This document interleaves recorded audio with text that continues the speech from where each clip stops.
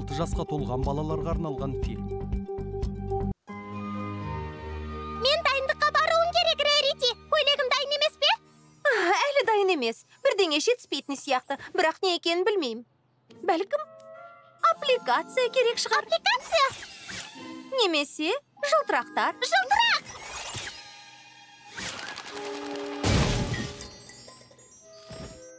Балақай Белл, маған көмектескеніңе рахмет әрине, бірақ... Мен асыра сілтеп жіберген сияқтымын, Рерити. Бұл топтаманы Сапфир Шорс пен оның бишілеріне уақытылы дайындап беру сен үшін қаншалықты маңызды екенін білем. Ол рас, бұл менің ең маңызды тапсырыстарымның бірі. Сапфир Шорс деген поп жұлдыз. Бүкіл Эквестерге танымал. Келесі аптада Контрлотта өнер көрсетеді. Демек, костюмдерді арғы күннен қалдырмай алу тиіс. Әлі уақыт бар ғой? Жоқ десе де болады. Бірақ мені біреу асықтырса, жұмысым өнбейді. Аспай-саспай сабырлық сақтасам жақсы болады. Несі бар? Жақсы. Олай болса өзіме Apple Blue мен Скут алуға тіккен көйлектерімнің тігістерін тексеріп, түймелерін қадауға көмектесіп жіберсең қайтеді. Мен олардың мінсіз болғанын қалайым, және сенің сарапшы ретіндегі пікірің керек. Сен маған талай көмек жасадың. Қалай бас тартады екем? Көйлектер қай уақытқа керек? Ертең кешкіге, ашылу салтанатына. Бірақ балақай Белл, жарқыным, менің уақытым өте тығыз. Түсінем. Дегенмен біреу көмектесетін болса, онда үлгеруім де мүмкін. Рахмет саған. Сен жер бетіндегі ең керемет әпкесің. Көйлектер әне тұр.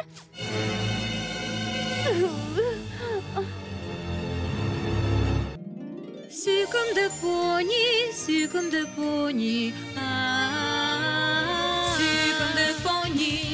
Сүйкімді пони, сені көп күтті. Сүйкімді пони, әлемге ғажайып нұрыңды төк. Риясыз күлкі мейірім, жүрекпен сыйларсың бізге. түрлі оқиғаның Сәніміз ғажайып біздің әніміз бұл. Сүйкімді пони, дос болайық біріміз бірге. My Little Pony. Достық жеңілмейтін күш. Сұлу бикеш кім үшін еңбек етеді? Қыздар, сендер қайда жүрсіңдер? Көрермендер залға толып қалды. Костюмдер! Реритидің жаңа костюмдерді алып келмегеніне сен алар емес. соңғы кездері қолы босамай жүрген. Неге әлі келмеді? Баяғыдан біледі ғой. Мұны бірнеше апта бұрын естідім, солай ма? Оған өтініш айтқанмын, рас айтам. Бірақ мен бұл пьеса үшін көп еңбектендім. Үшеумізге арнап жаздым. Режиссері де өзім болдым, рөлді де ойнап шықтым. Костюм тігілді, енді жарқ етіп шығып, өз бетімше бірдеңе жасайтын уақыт келді. Мен солай болғанын қалап едім. Бірақ біз бәрі мінсіз болғанын қаладық қой. Қойылымға достарымыз да келеді. Жайғасыңдар! Мен мұндамын. Келдім. Үлгердің бе? Шара басталуға таяғанда келгенім үшін кешірім сұрайым. Бірақ мен сенің дизайныңа біраз өзгерістер енгіздім. Жеңін жөндеп, біраз әуреге түсуіме тура келді. Қанша айтқанмен бұл сенің алғашқы пьесаңа арналған костюм ғой. Ол әдемі болу керек. Орындарыңа жайғасыңдар. Ей!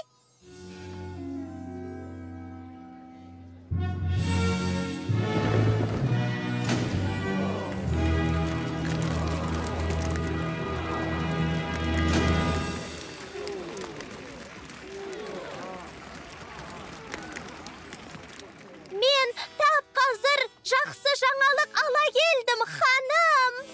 Мінекей. Халықтың қошеметін көрдің бе? Әлі қобалжып тұрмын. Қалай? Арманың орындалды ма, Белл? Осы қойылымның арқасында үздік баға алсаңшы. Сценарий үшін бе, режиссерлық жұмысым үшін бе, әлде актерлық ойыным үшін бе? Әлде көйлектерің үшін бе? Не үшін сонда? Қане көңіліміз бөлінбесін.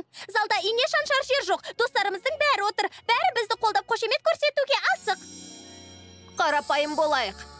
Сәнді болайық. Керемет. Тезірек басталса ғой. Міне, біз де келдік. Қойылымға қатысты ойларыңызды айта беріңіздер. Кезекке тұрыңдар. Я, қыздар, мұны әпкелерін көрсе тәнті болар деп ойлайым. Ойлаймын. Олар Реритиге көмектесуге кетті. Таңертең костюмдерді Контрлотқа алып кету керек. Тіпті Рейнбоуды іштеме? Я, Рерити мүлдем үлгермей жатыр.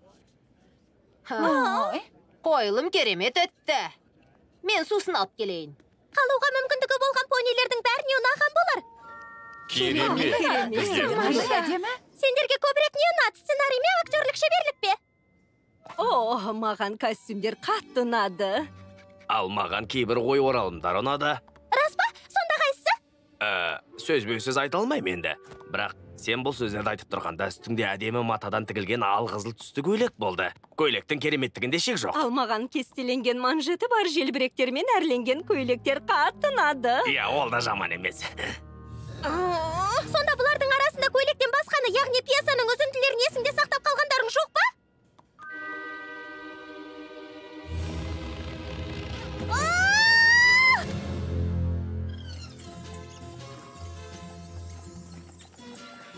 Сонда мынаның бәрі бас киім бе? Дәл солай.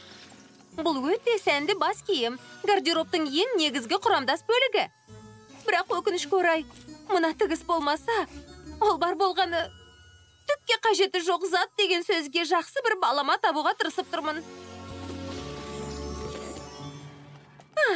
Енді арқаны кеңге сала берсек болар. Не боп қалды, балақай Белл? Ойылым нашар өтті ме? Өте нашар!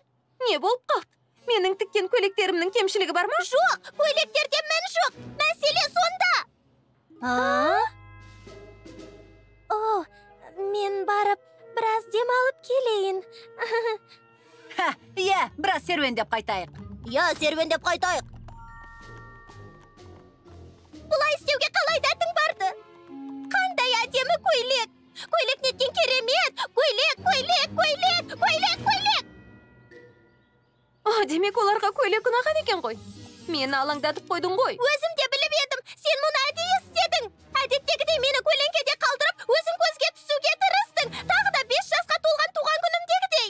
Мұнымен не демексің? Ұмытып қалғансың, танытпа. Енді актриса ретінде де менен артық екеніңді де дәлелдеуге тырысып жүрсің. Белл, егер сені ренжітіп алсам, сен көйлекті әдемі қып тіктің. онсыз да әдемі болды емес пе? Иә, әдемі болуға тиіс еді, бірақ көздің жауын алатын да емес. Бар болғаны сенің қалағаныңды жасадым. Сен алар емеспін. Бір апта бойы тер төккеніме қарамастан, балақай Белл, маған қызыл таспаны берші. Жоқ, бұл қызыл емес, шие түстес. Жоқ, бұл қызыл емес, даршын түстес. Олардың бәрі қызыл ғой. Барып сөйлескенім дұрыс. Әрине, Сапфир Шорс айтпайды ғой. Саған мына қызыл таспаны кім беріп тұрды? Сенің жұмысың мені қызықтырмайды. Мына керемет қызыл таспа ғана қызық деп айтпайтын шығар. Одан да күте тұрғаным жөн болар.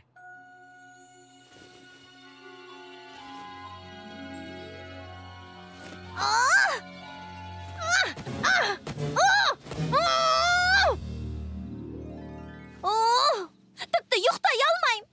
Әпкем енді риза шығар.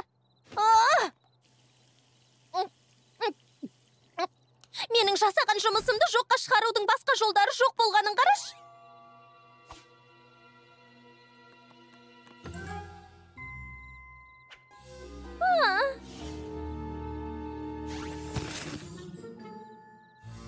Тіпті жақсы.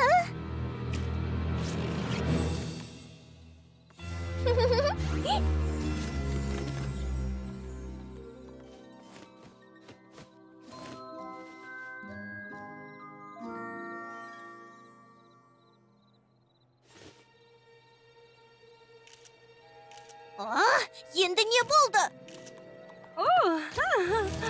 Тамаша. Ең жақсы сценарий номинациясының жеңімпазы режиссер, актриса тамаша қойылым қойған Пони мен оның достары. Балақай Белл! Жарайсың, балақай Белл! Керемет. Сәттілік. Құтты болсын! Құтты болсын жеңісің! Керемет!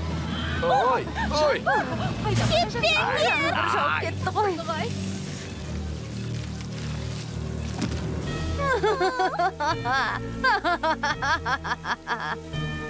Жетер! Неге ылғи бәрін білдіресің? Жетер.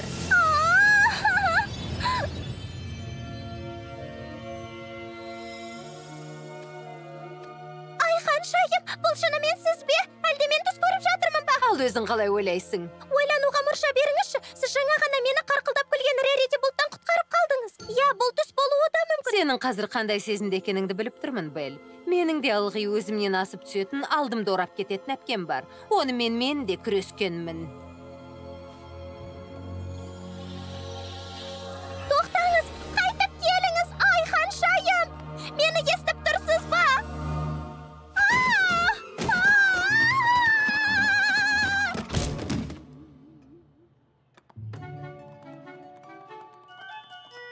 Жасаған жақсылығыңызға рахмет.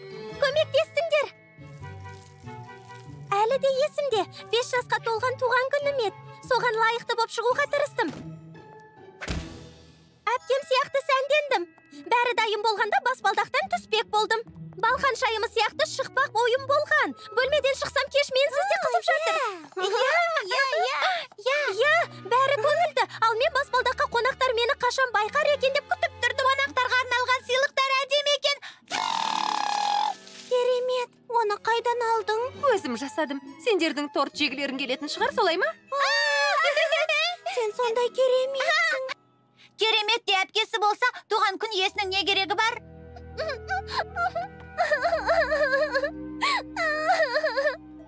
Сол кезде әпкем барда ортаға жарқырап шығам деу, бұл сәурешілік екенін түсіндім. Бәлкім сен бәрін білмейтін шығарсың, балақай Белл. Мені түсінетін шығарсыз деп ойлап едім, Айхан шайым. Белл қайда? Әне-міне келіп қалу керек. Мен күтуден шаршадым. Зергіп ұйықтап қалмай тұрғанда бұл жерден кетейік. Менімен кім кетеді? Байғұс Белл. Мұндай масқарадан кейін оның туған күніне енді ешкім келмейді. Кетпеңдер, қонақтарға арналған сыйлықтарды ұмыттыңдар. Оларды мейрамның соңына сақтап отыр едім. Қонақтарға арналған сыйлықтар сондай әдемі. Керемет, мұны қайдан алғансыңдар? Өзім жасадым. Торт жегілерің келетін шығар, я, солай ма? Керемет! Керемет әпкесі болса, туған күн иесінің кімге керегі бар? Жоқ. Мұның бәрін балақай Белл ойлап тапты. Мен бар болғаны оның ойын іске асырдым. Демек, Рерити олардың назарын өзіне аударуға тырыспаған ғой. Менің туған күнімнің жақсы өткенін қалады. Солай ма? Айхан шайым.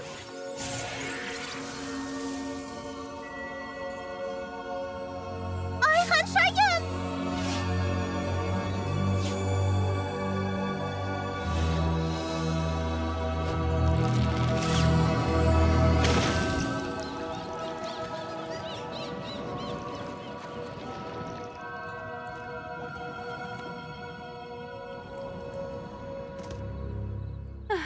Қазір тіксем бе екен, кейін бе?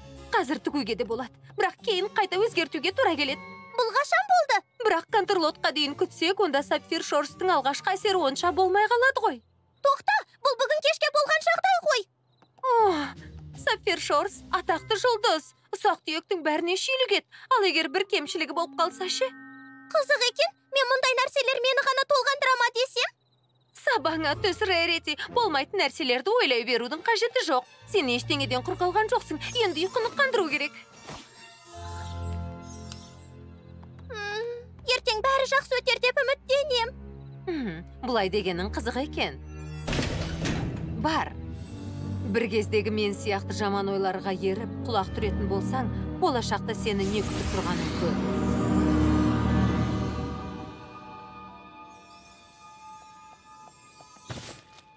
Міне, олай болса, енді негізгісіне келейік. Жоқ! Мейрамның сәнін келтірген нәрсе?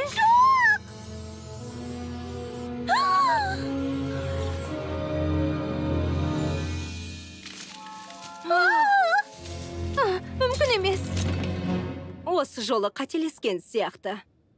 Мен бәрін жақсылап тексергем. Бұлай болуы мүмкін емес. Бұған сенімдісіз бе? Маған бұл мүлдем ұнамайды. Өтінем. Тағы шәпкемді, менің бұған қарағым да келмейді.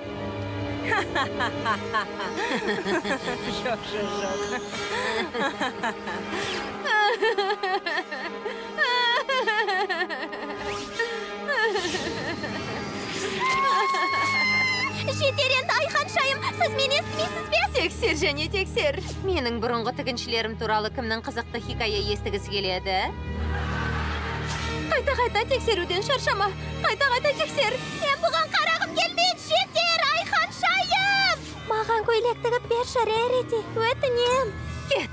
Енді бұл іспен айналыспайтынымды білесің ғой. Оятыңызшы мені, Айханшайым! Оятып жіберіңізші!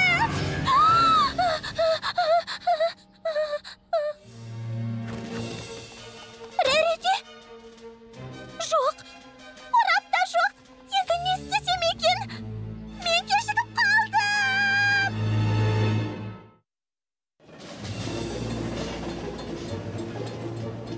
Сендердің міндеттерің Реритидің назарын ұзақ уақытқа аудару.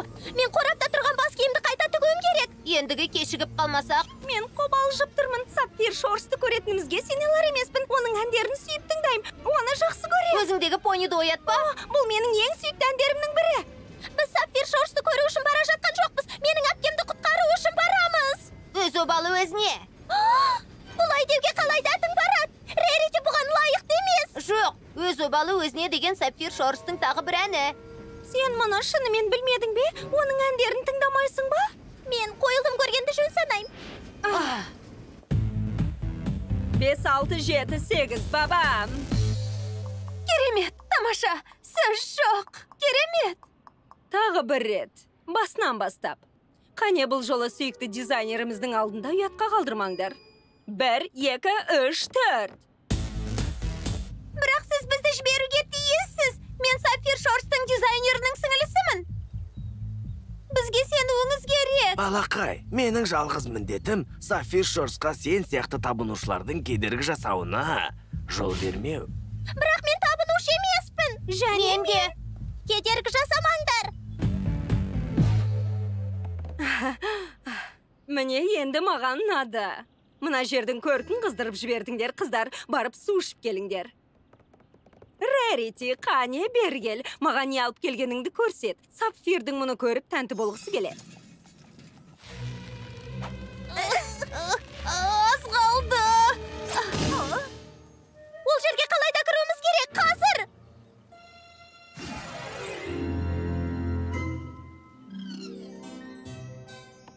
Жарайды, әзірге бұл киімдер маған ұнап.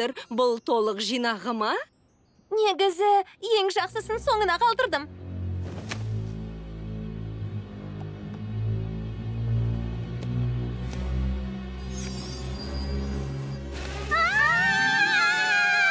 Ал енді... Мұның даршын түсті таспамен қалай болатынын көруіңіз керек. Балақай біл. Сен оны танисың ба? Бір минут.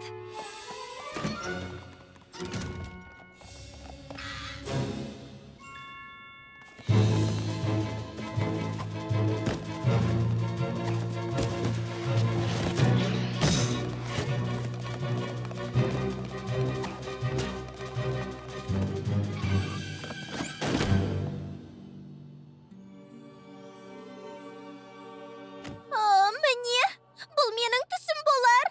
Олай емес. Сен бәрін өңіңде көріп тұрсың. Айханшайым, мен бұлай болғанын қаламайм. Енді не істесем екен? Онда мынадан бастайық. Қалай тігу керектігін білетін шығарсың деп ойлаймын. Менің білгім келетіні, бұл қылығыңды қалай түсінуге болады. Дәл қазір түсіндіріп берсең деймін. Бұл жұмыстың біз үшін қаншалықты маңызды екенін білесің бе? Қойылым кезінде бар назарды өзіне аударғаның үшін ренжідім. Сен тіккен бас киімнің негізгі тігісін сөгіп тастадым. Кешір. Не? Бірақ одан кейін болашағыңа балта шапқым келмейтінін түсіндім. Сондықтан кеш болмай тұрғанда бәрін түзетуге келдім. Сондықтан, міне, мен бәрін қайтадан ретке келтірдім. Өтінем, кешірші. Тоқта. Ал, мынау не? Сен маған Сапфир Шорсқа пұлын айт. Егер белгілерді оқып үйренбесең, мына түріңмен мен сияқты жетістікке жетпейсің. Ал бұл бәрі бітті дегенді білдіреді. Есіңде болсын. Уәде берем, бұл бас киім саған қатты ұнайтын болады.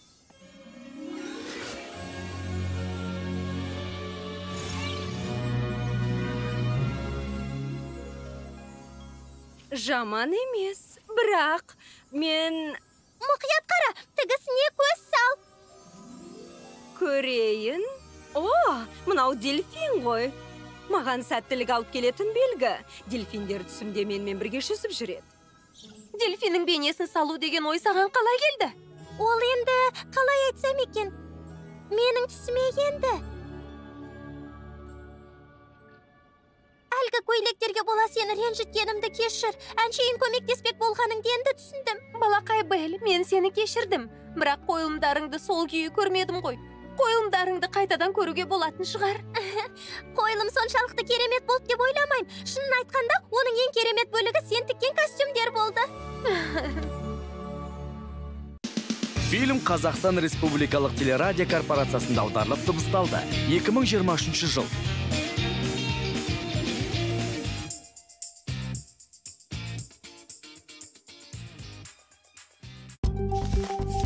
Алты жасқа толмаған балаларға арналған фильм.